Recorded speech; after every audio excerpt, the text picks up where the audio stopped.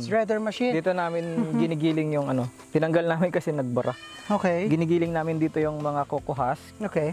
Tapos ang output niya is itong fiber niya at yung coco dust. pit. Coco pit siya. Ito yung minimix namin sa CRH saka sa lupa. Okay. So ito yung mas mataba. Okay. Dagdag Nutrients. nutrients. Tapos nag-hold ng water. Yes, so para maging moist. Moist lagi yung tanim. Okay. Tapos ito sir, in-sterile namin siya, pinapakulan namin para yung mga Bacteria mawala. mawala. Para kapag yung seeds healthy naman siya, hindi Yes. siya May ano kayo dyan, sir? May parang ready material na kayo dyan na nagbibenta rin ba kayo dito?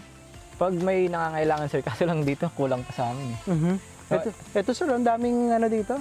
Ito sir, waste po ito ng market. Okay. Tapos yan, nakikipag-usap kami na ready na nila, pipick upin na lang namin. Binibenta nila, sir, or Libre po. binibigay? Kasi tinatapon lang po nila to eh. Kasi kapag Yes. hindi nila naitapon, matatambakan sila. Okay. So yun, Ito talagang kinukulit waste. na lang namin. Waste lang talaga ito, guys, oh. Pero sa kanila, ni-shred nyo, sir, no? Ginigiling nyo, tinatanggal itong fiber niya. Fiber niya. Tapos may mga yung nahihiwalay na mas pino. Oo. So yun yung nalalaglag, yun yung coco pit. Okay. Nice. Galing.